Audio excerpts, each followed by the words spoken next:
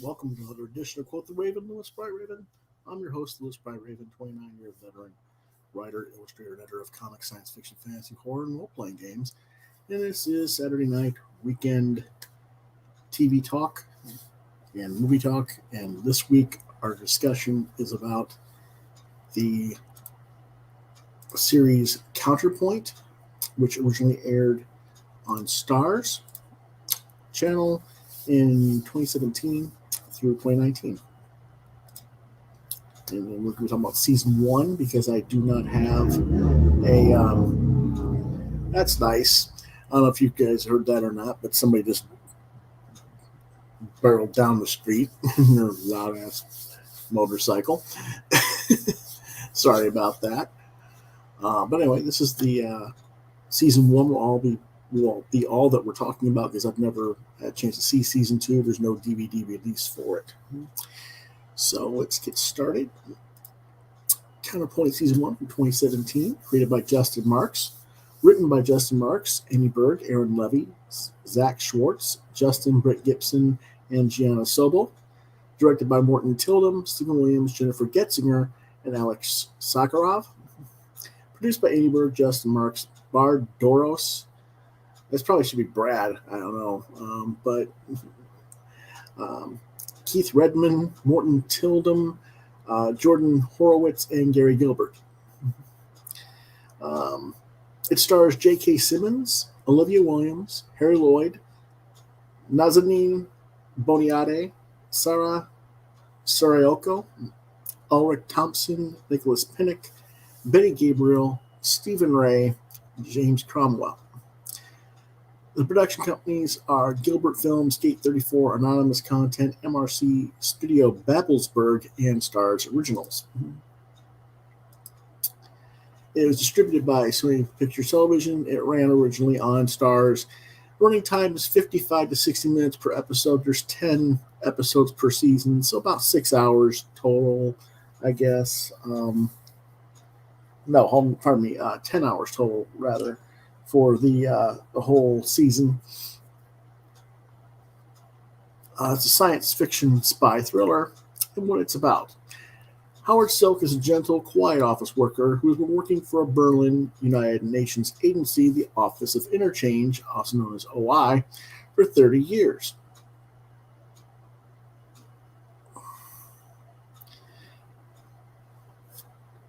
Pardon me. His position is too low for him to be told what his work, which is exchanging apparently nonsensical messages, really involves. The OI oversees a checkpoint below its headquarters between parallel Earths, the Alpha and Prime worlds. These parallel Earths were created in 1987 during an experiment in East Germany when only a scientist named Yannick was on site. The Alpha world Yannick met his Prime world counterpart, and they soon began studying how the initially identical Earths diverge.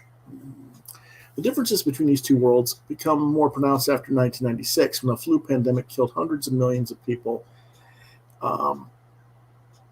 in the Prime world, about 7% of the entire population, which set back their world technologically, but advanced it in life sciences and some other things. The virus was suspected of being purposely released into the Prime world by the Alpha world, which resulted in an intense Cold War between the two interdimensional worlds, with counterparts being used as spies and sleeper agents in each of the uh, different dimensions. Silk's Alpha world uh, continues to resemble our world, but the Prime world has become quite different. Howard's wife, Emily, is in a coma after being in a hit and run accident. Um, and basically, all he does is he goes to work, and then after work, he eats and then goes to the hospital to be with his wife in a coma and read to her. But Howard Silk Prime, which is his counterpart, is a ruthless intelligence operative who has come over to Earth Alpha after being contacted by the Emily from our world before she was attacked. It turns out that the hit and run was actually an assassin's attempt on her life, made to look like an accident. As Silk Prime allows himself to be brought in by Alpha's OI, Howard Silk Alpha is brought into the matter and is introduced to the OI's real operations and to Silk Prime. Meanwhile, Silk Prime is trying to figure out who the powerful faction on Earth Prime is that is trying to screw up everything before they execute their master plan and exact revenge on Earth Alpha for the pandemic. As things escalate throughout the season, the two Howards have to take over each other's lives on their respective planets. Howard Prime is disgusted with the lack of motivation of Howard Alpha, the complete ignorance in which he has lived his life. Meanwhile, Howard Alpha is reeling when he meets Emily Prime, who Howard Prime had told him was deceased, as well as their daughter Anna, whose counterpart died before she was ever born because Emily in his world had a miscarriage. As each Howard tries to transverse the other's lives and the spy syndicates of the other's respective worlds, we discover the Prime World's plans, who the Prime World's plans and operatives are and what they're doing. And ultimately, when the revenge plot is stopped, it is such an incident that the gateway between the two worlds is sealed off, with each Howard trapped in the other's world as the season concludes.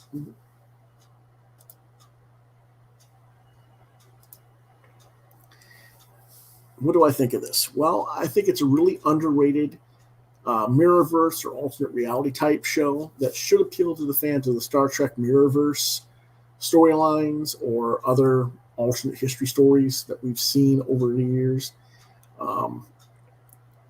It's not like it's the freshest idea, but it is really well executed. The cast is excellent, and most of the performers have to play dual versions of the characters and develop each world's version in their own unique way, so that they don't, so that you can tell the difference between the two. The writing is mostly tight and well conceived, though they really focus more on the spy thriller aspects than they do the science fiction aspects. They never truly explain how the gate between the worlds was discovered or how it operates so that parties can pass through from one dimension to the other. Or what, if any, differences there are between the physical biologies of the two universes, which usually there is some differential of some nature, whether it's the hearts on the other side or some other weird thing that would be kind of crazy if you caught them and, had something else going on. But one of the things that brought to my attention immediately was if the one world is Contagion world, where half, a billion people died or whatever from a flu pandemic, and they have strict regulations that you have to report any type of sickness. Everybody wears face masks. They're all very non-touchy-feely because they don't want to spread germs, all this stuff. It would mean to me that they are more susceptible to certain kinds of illnesses as a result, which would mean, since Howard Prime is from that world, he would be more at risk in our world from those diseases, I would think, because his immunity system would probably be weaker, potentially. And that Howard Alpha, being from our world, could actually be carrying diseases and germs that he's immune to, that they aren't, over on Earth Prime. Little things like this pose an interesting element that I would have liked to have seen pursued more with the story, but I think it would have actually played a very important part, because that might have been why they think that the flu was transferred and by the the alpha world.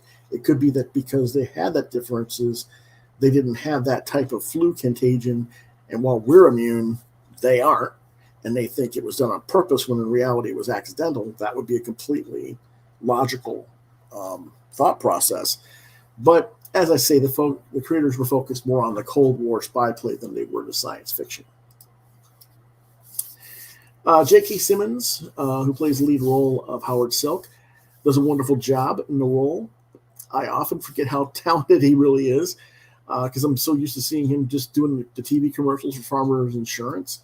I don't really get to see him a lot in other things. I know he's been in The Closer and other TV shows, but he really does kind of sort of get known for that role for the commercials because he's always doing them. There's the TV shows, he's usually doing a secondary character, a supporting role instead of the lead. And the same thing with his film roles. A lot of times his films are just like when he does Spider-Man, he's playing, J. Jonah Jameson. So it's not like he's the lead. He's just there to do a certain role for a certain period of time. Anyway, he does a really great job in this film, and you can't help but feel for our Howard, the Howard Alpha, throughout the series as he's thrown into deep waters of espionage without any idea of what he's doing. He's thrown into a tumultuous family situation as his counterpart divorced his wife and was an absentee father to the daughter he never got to have.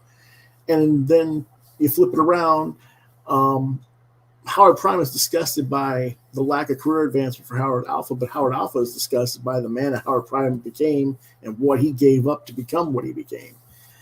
And then he gets trapped on the Prime side, and his Emily is still a coma on the Alpha side, and he can't get back to her. That's horrifying. Worse is that the asshole version, Howard Prime, now gets to live his life with Emily Alpha as she comes out of her coma at the end of the season. And Howard Alpha can't even reconnect with the Prime World versions of his family. He has to keep them at arm's length because, despite the fact that Emily Prime is attracted to him, because of their years apart and because of the fact that Emily has moved on and has another man in her life who just happens to be a member of the agency, OI agency, and he's suspicious of Howard Alpha's real identity. He doesn't think it's really him. He thinks it is the counterpart, and not the Prime Howard, which would change things too. So it's both personal and professional. I want to see season 2 now because of the amazing cliffhanger at the end of season 1, but unfortunately it has not yet been released on DVD, and it is long gone from the STARZ lineup as it was not renewed after the second season. I have to say I'm quite surprised that I never heard about this show. Particularly because, with social media, you always hear about good shows in passing on Facebook or YouTube or something. You usually hear about it. And then I just happened to come across it through library search. So I did not get to, never heard about it and didn't know anything about this show until then. And that's kind of a surprise. Typically, like I say, I'm bombarded with, have you seen this, by online acquaintances. So it's simply luck of the draw that this caught my eye and I got a chance to watch it. I do wish that there had been a third season and that they would turn the Howards back to their respective universes. Of course, now, being 3 years later, I have no idea if the rights holders could ever get it repicked up, even if only to do maybe a quick 2-hour film or a quick mini series, lesser, fewer episodes or something, to resolve that and get them back to their worlds, if that was something the creators ever really intended to do in the first place. Who knows? It is rated R for language, violence, and there is some rare but there nudity. There's also, I guess you could say, a questionable LGBTQ relationship shown. It's the only real intimate sexual relationship that's shown in the entire show. And not that it was performed bad. The actresses that are in it and what's going on with the story, it all fits in a way, but it also feels like it's kind of tacked on just to like be there, to say, okay, this is the thing that we've got that represents that. And it fits, but it doesn't fit with what's going on with the rest of the story. I don't want to get too much into that. It just is what it is. It's just there. It is rated, like I said, it is rated R. I recommend it for ages 16 and up, and I give the series 4 out of 5 stars. And that's it, basically, for this episode. Monday we'll be back with reviews of stuff, a bunch of books that I showed yesterday, what I got in the mail, and we'll review a lot of that stuff. Is there going to be a live draw tomorrow? I'm not sure yet. Probably, but still kind of up in the air. But I have to get the schedule reset up for next week as we get things set up so that you guys can start ordering for Christmas artwork and stuff like that for the holidays. So things will be a little bit different moving forward through the rest of November. But we'll get you more information on that tomorrow, whether I do the live draw or not. So, with that having been said, if you enjoyed this episode, or you think somebody else might, I'd really appreciate it if you hit the like, share, and subscribe buttons to continue to get content from this channel. As always, I thank you for watching and for your support. If you want to reach out to me on social media, I'm on Facebook at lewis.brightraven and Twitter at lewisbrightrave2. You can see my artwork at deviantart.com/brightraven. You've been watching Quoth the Raven, Lewis Brightraven exclusively on YouTube. If you have questions, comments, you want to request artwork, commissions, stuff like that, you have suggestion of a topic you want me to discuss on the show, Quoth the Raven LBR72@gmail.com is the email. I will probably get back to you within 24 to 48 hours. If I don't, try me at lewisbrightraven@yahoo.com. That's all for now, folks. So we'll see you next time. Have a good evening.